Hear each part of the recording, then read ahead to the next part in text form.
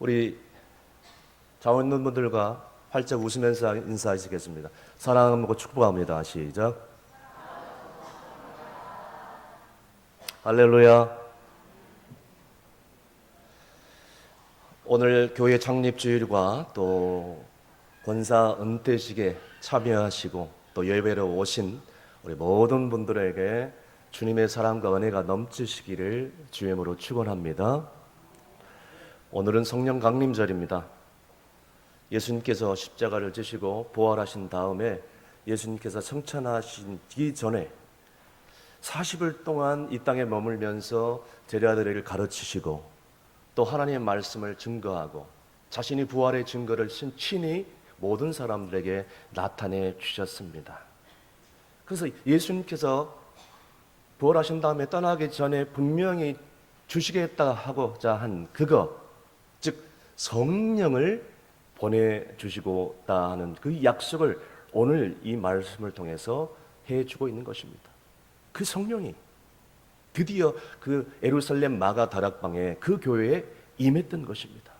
여러분, 말세 주말에 우리가 성령을 받아서 주님 부르시는 그날까지 성령의 힘으로 신앙생활을 하지 않으면요, 얼마나 삶이 피폐하고 힘든지 모릅니다. 내 힘으로 내 능력으로 살려고 하니 얼마나 힘들겠어요. 그런데 성령의 능력을 받아서 성령의 능력을 의지하여 하나님 말씀대로 순종하면서 살아간다면 그 성도는 얼마나 감사하고 은혜스럽겠습니까?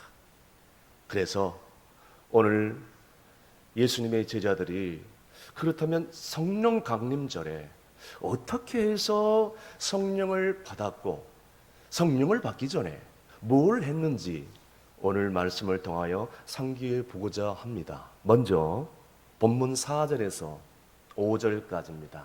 다 함께 읽습니다.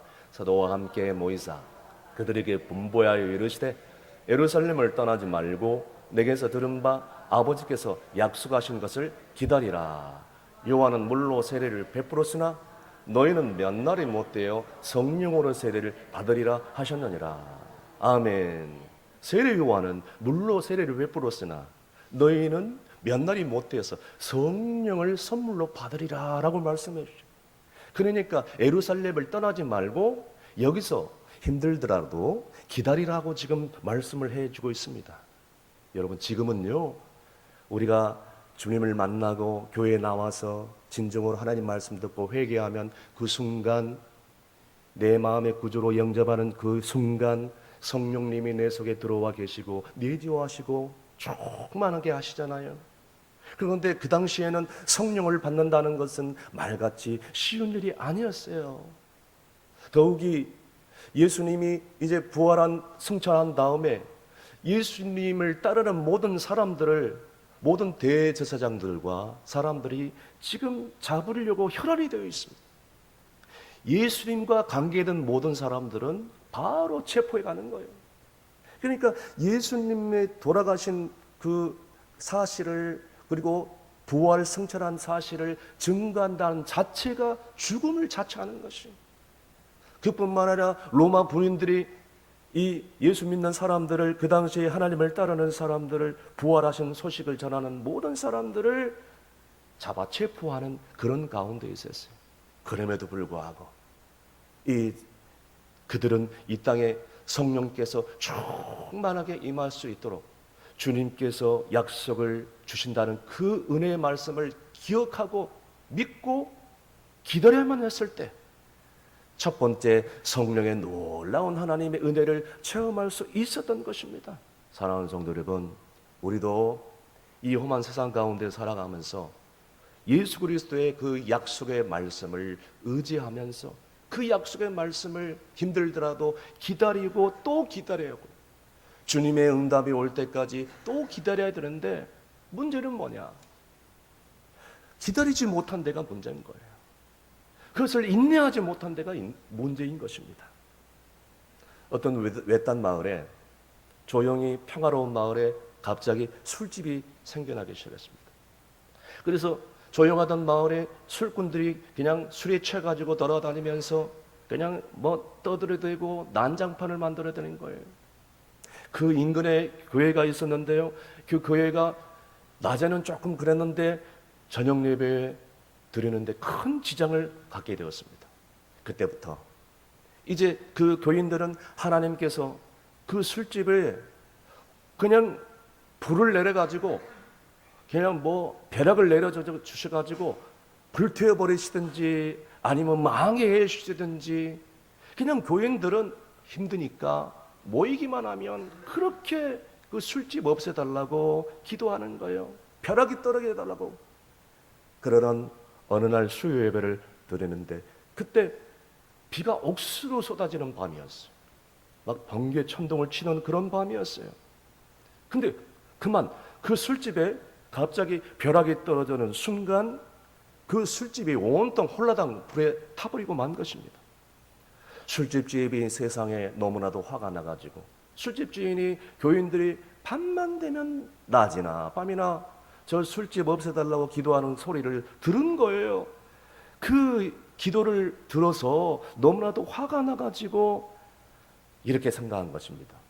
저 교인들이 저 하늘에 하나님께 기도해가지고 우리 술집에 벼락이 떨어져가지고 이렇게 홀라당 망해가지고 전사잔을 다 잃었다는 것을, 그거를 술집 주인이 알고 있었던 거죠. 그렇게 생각한 거예요. 그래가지고 너무나도 힘든 나머지 소송권을 걸어버린 거예요. 법원에 재판을 걸어버리고 만 것입니다. 그와 반면에 교인들은 이런 소송권이 걸렸을 때에 우리가 그럴 리가 없다고, 우리가 무슨 어떤 그런 기도를 했냐고, 어떻게 술집이 망해달라고 그렇게 했냐고 변호사를 기용하고 맞소송을 걸었던 것입니다. 얼마 시간이 지난 다음에 이 재판관이 심의한 끝에 그렇게 결론을 내렸다고 합니다. 술집 주인은 저 교인들의 기도의 능력을 믿어서 그렇게 하나님께 기도해서, 소위 믿지 않는 하나님께 기도해서 저 사람들의 기도에 들어서 하나님께서 응답해 주셔서 불이 내려서 우리는 이렇게 망하게 되었다, 그렇게 생각을 하게 된 것입니다.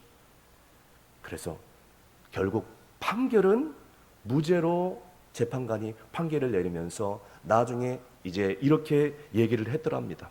재판관이 술집 주인은 정말로 좋은 믿음을 갖고 있기 때문에 술집 간판 내리고 교회를 다시 시작하든지, 그렇게 기도하지 않았다고 소송을 건 저 교인들은 저렇게 형편없는 믿음으로 어떻게 교회를 다닐 수 있느냐, 교회 간판 내리고 술집 만들어가지고 술집이나 해라 라고 재판관이 그렇게 공고를 했답니다. 사랑하는 성도 여러분, 우리의 믿음은 어떻습니까? 오늘날 우리가 신앙생활 하면서 우리는 어떤 신앙생활의 자세를 가지고 살고 있습니다. 우리가 힘들다고 기도를 포기하지 않았습니까? 기도가 응답되지 않는다고, 그리고 역사가 일어나지 않는다고, 기적이 일어나지 않는다고 한두 번 기도하고 포기해버리고, 여러분 절대 그럴지라도 낙심하지 마시길 바랍니다. 시간이 지나면 지날수록 하나님의 응답의 때가, 하나님의 시간의 때가, 하나님의 기적의 때가 점점 가까이 다가오고 있다는 사실을 의심하지 말아야 돼요.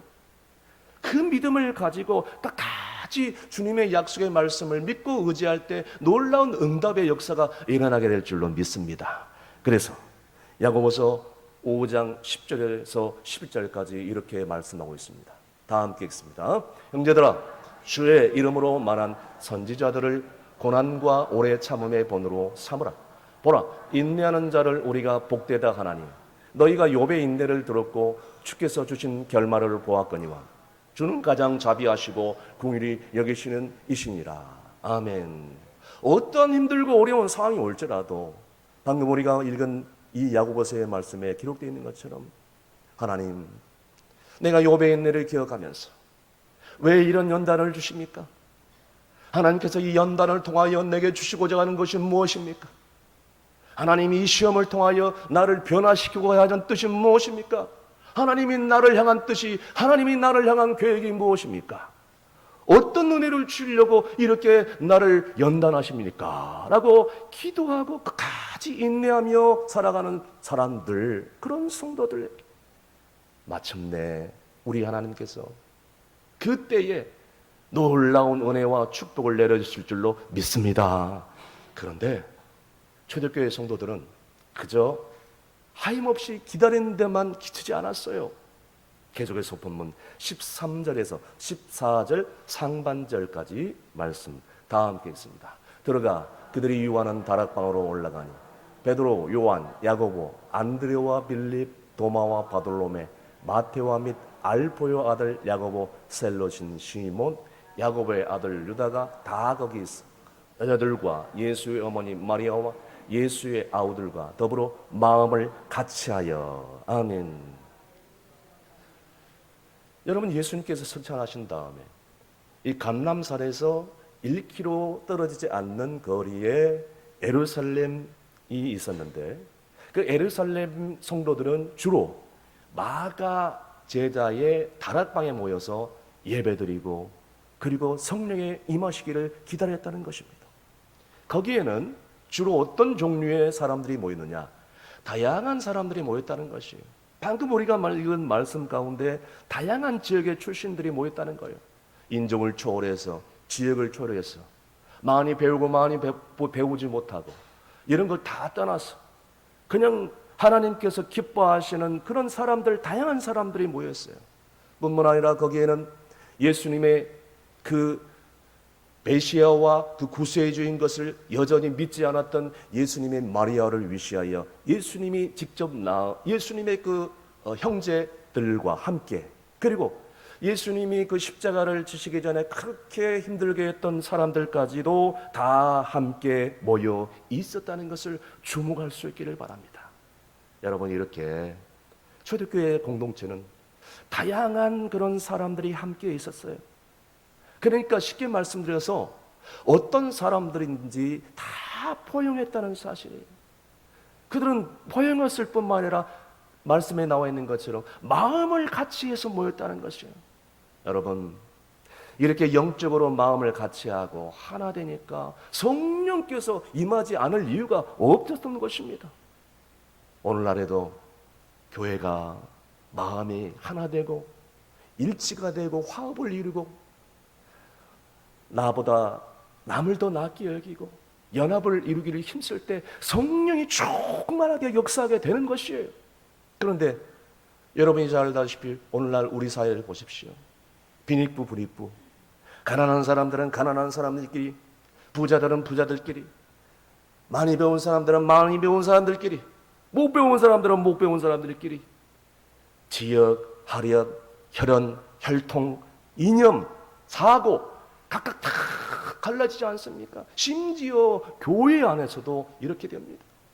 더 나가서 한 가정을 이룬 부부 사이에도 마음이 같지 않고 갈라져요. 내가 낳은 자식들도 그 마음을 알 수 없어 갈라질 수밖에 없는 것이에요. 오래전에 이 노인들이 주로 부부로 동반해서 이제 레크레이션도 하고 낱말도 알아맞히고 게임도 푸는 TV 프로그램이 있었습니다.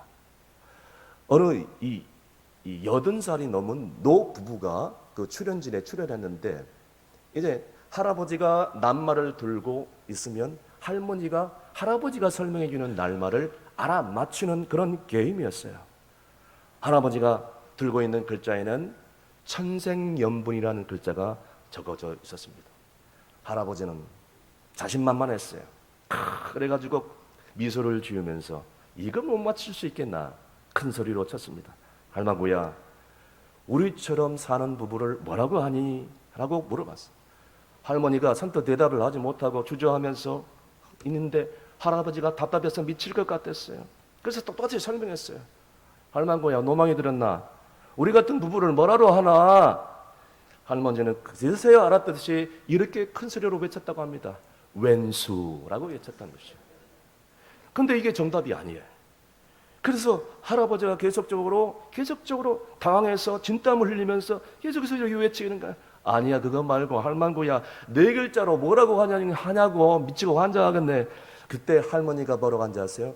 평생 왼수 이렇게 외친 거예요. 사랑하는 성도 여러분, 부부 사이에도 마음이 맞지 않으면 당장에 내일이라도 갈라지는 세상. 내가 낳은 자식도 내가 알 수 없는 세상이 마음이 갈라질 수밖에 없는데, 하물며 지금까지 살아온 배경도 다르죠. 사상 다르죠.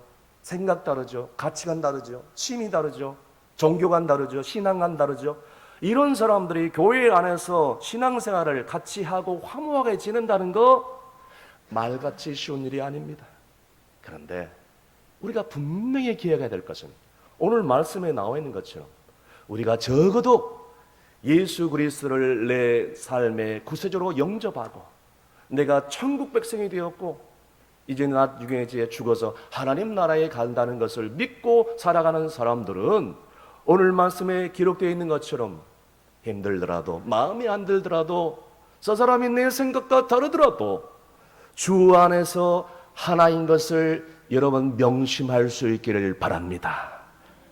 여러분, 그런데 사탄은요, 화시탐탐 정말 좋았던 화목했던 사이를, 부부 사이를, 부부와 자식 간의 관계, 성도와 성도와의 관계를, 목회자와 성도의 관계를 갈라놓으려고 그냥 이 공격을 하고 그러면서 오해하게 만들고요, 험담하게 만들고요, 비난하게 만들고요. 그래서 결국 그렇게 사단에게 속아 넘어갈 수밖에 없는 상황에 빠질 때가 얼마나 많이 있습니까? 그래서 에베소서 4장 2절에서 3절까지 이런 말씀을 해주셨습니다. 다 함께 읽습니다. 모든 겸손과 온유로 하고 오래 참음으로 사랑 가운데서 서로 용납하고 평안에 매는 줄로 성령이 하나 되시는 것을 힘써 지키라. 아멘. 여러분, 우리 마음이 겸손하고 온유하고 오래 참지 못하고 교만하고 어리석게 자기 의를 드러내고 강파하고 오래 참지 못하냐, 여지없이 사탄 마귀는 우리를 속아 넘겨버리고 가정 공동체, 교회 공동체가 하나 되지 못하게 만들어 버릴 수밖에 없는 것이에요. 그런데요, 내가 날마다 사도 바울처럼 십자가 앞에서 죽어지고 내가 가정을 위해서, 가족들을 위해서, 교회 공동체를 위해서 내가 조금 더 죽어지고 양보하고 섬겨주고 겸손하고 온유하고 오래 참고 저 형제와 저 자매와 저 성도와 마음이 맞지 않을지라도 그럴 수 있겠지, 그런 일이 있었을 거야, 내가 저 성도를 이해하지 못하고 있는 거야, 그러면서 형제의 허물조차도 사랑으로 덮어가면 여러분 성령님이 하나 되게 하신다는 것을 지킬 수 있게 나갈 수 있다는 거예요. 저는 충성교회 담임 목사로서 우리 충성교회가 지난날 73년의 이 역사를 지켜오면서 하나님께서 지금까지 우리의 모든 상처를 싸매 주시고 힘들고 어려운 일 있을 때마다 하나님께서 은혜로 극복하게 하시고 여기까지 에베네셀로 지켜주셨는데 중요한 것은 보세요, 이겁니다. 지금 우리 충성교회가 부흥하느냐 아니면 침체하느냐, 기로에 서 있다고 저는 누누이 여러분에게 강조를 했어요.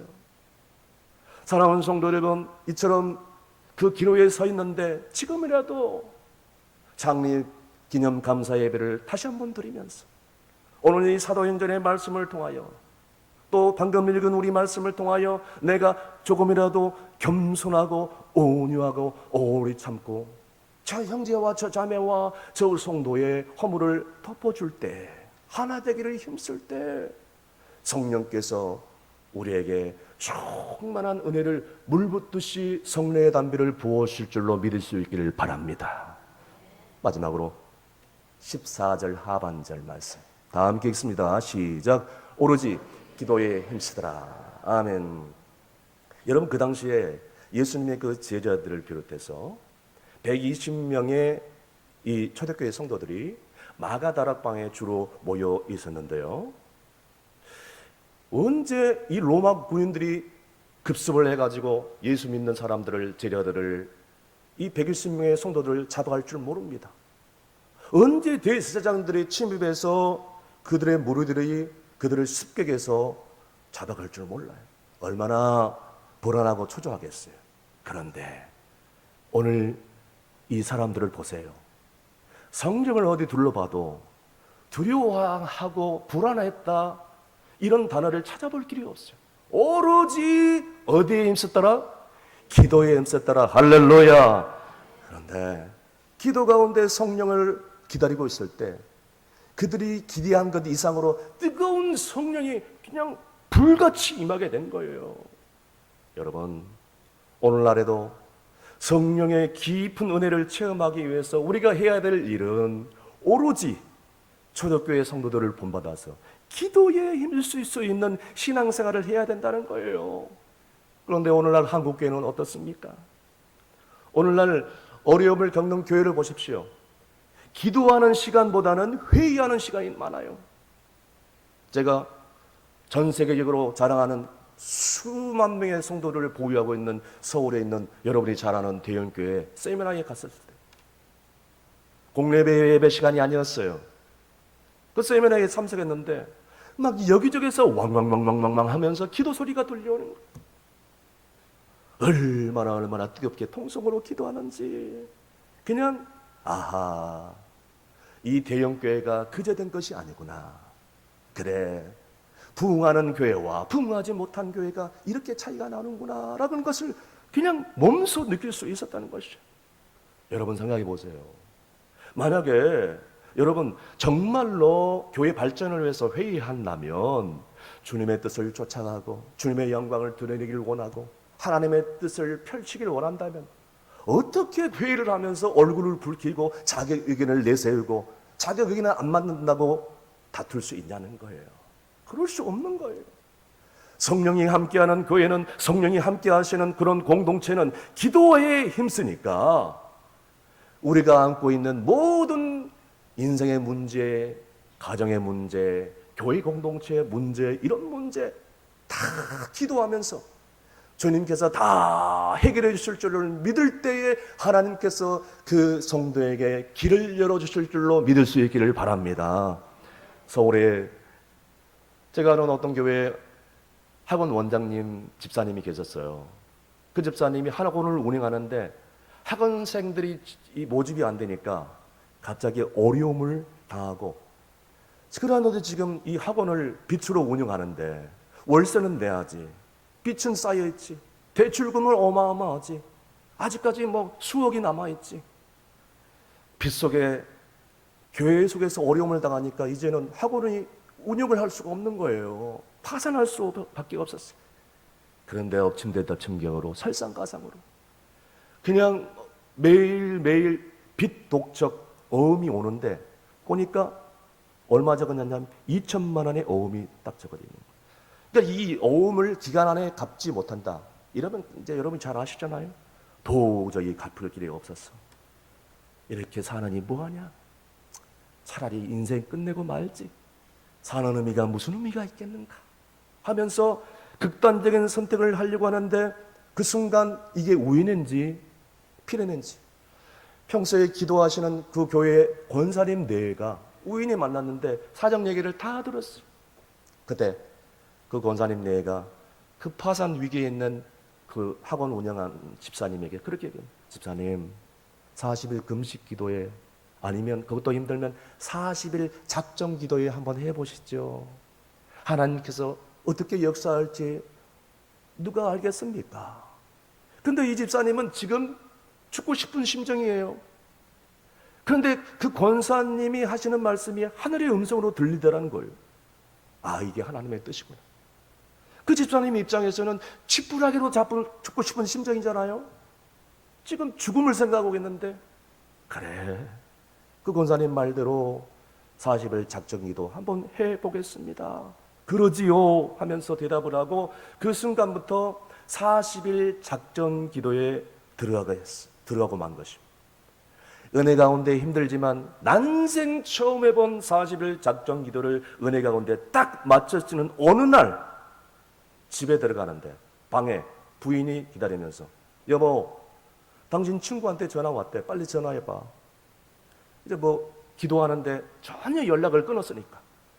그래가지고 그 전화의 번호에 찍힌 번호에 연락가 보니까 이 친구가 전화를 받는 거예요. 그 전화를 해보니까 그 친구가 그 집사님에게 이렇게 얘기하는, 친구야, 너 돈 필요하지? 내 통장에 있는 돈 네가 알아서 다 갖다 써. 그리고 나중에 형편이 되면 갚어. 할렐루야. 그 친구가 그렇게 친한 친구가 아닌데도 불구하고 40일 작정 기도를 끝나고 나니까 너무너무 신기하게 하나님께서 응답이 오더라는 거예요. 아하, 이게 하나님의 기도의 응답이로구나. 눈물로 무릎을 꿇고 감사 기도를 했답니다. 사랑하는 성도 여러분, 여러분은 인생의 위기가 왔을 때 어떻게 하십니까? 다 함께 따라하시겠습니다. 하나님은 기도하는 자에게 반드시 응답합니다. 믿으시면 큰소리로 아멘. 그래서 사도행전 2장 42절에서 43절까지 이렇게 말씀해 주셨습니다. 다 함께 읽습니다. 그들이 사도의 가르침을 받아 서로 교제하고 떡을 떼며 오로지 기도하기를 힘쓰니라. 사람마다 두려워하는데 사도들로 말미암아 기사와 표적이 많이 나타나니. 아멘. 말씀을 정리합니다. 오늘도 이러한 놀라운 성령의 체험을 하기 위해서는 우리는 오직 기도에 힘써야 될 줄로 믿습니다. 여러분의 심령이 메말리면요, 우리는 죄악된 본성이 여전히 남아있기에 원망하기 쉽고 불평하기 쉽고 짜증내기 쉽고 분노하기 쉽고 우울하기 쉽고, 그런데 정말로 성령을 사모하면서 다른 일을 다 제껴놓고 오로지 성경에 나와 있는 것처럼 교회에서나 기도원에서나 기도하는 어떤 자리에서나 가서는 기도할 때 하나님께서 이 기도의 자리에, 그 예배의 자리에 함께 하시고 응답해 주실 줄로 믿습니다. 여러분, 우리가 이제는 우리 가정을 위해서, 또 우리 총성교회와 한국교회를 위해서, 이 나라 민족을 위해서, 다음 세대 회복을 위해서, 세계 선교를 위해서 정말 오로지 간절히 순종하면서 기도할 때, 눈물 뿌려 기도할 때 성령 충만한 역사가 우리의 삶 가운데 불릴 듯 일어나며, 오늘 본문에 나와 있는 초대교회 성도들처럼 믿음을 본받아서 신앙생활을 할 때에 우리의 삶 가운데 놀라운 성령의 기적의 역사가 놀랍게 우리가 삶 가운데 넘칠 수 있도록 여러분의 삶과 가정과 일터 위에 주님의 역사가 넘치시기를 주임으로 축원합니다. 기도하시겠습니다. 창립 기념 감사 예배로 다시 한번 저희들이 주 앞에 엎드리게 해주셔서 감사합니다. 오순절 마가다락방에 성령을 부어주신 우리 하나님 아버지, 지금으로부터 73년 전에 6.25 피난민들로, 성도들로 모여 간절히 기도했던 충성교회가 하나님 다시 한번 창립기념주의를 맞이해서 지금까지 인도해 주신 에베네셀의 하나님에 대해서 감사를 드리고 예배합니다. 아버지 하나님, 그런데 지난날 우리의 삶을 돌이켜보면서 성령에 사로잡히지 못하고 삶으로 인해서 육신의 감정과 혈기와 정욕으로 가득 찰 때가 얼마나 많이 있었습니까? 이로 인하여 하나님의 영광을 드러내지 못하고 세상에서 소금과 빛의 사명을 감당하지 못하고 오히려 하나님의 영광을 가리며 살아오지 않았습니까? 주여, 이제라도 초대교회 성도들을 본받아 성령의 충만을 사모하게 하시고 주의 역사를 기다리며 늘 마음을 같이하며 서로 사랑하며 오로지 기도에 힘쓰게 하여 주시옵소서. 그래서 남은 생에 성령의 은혜와 능력에 사로잡혀서 어떠한 힘들고 어려운 삶 가운데 있을지라도 하나님의 영광을 위하여, 하나님 나라 확장을 위하여 귀하게 쓰임받는 복된 성도들 되게 하여 주시옵소서. 예수님의 이름으로 기도합나이다. 아멘.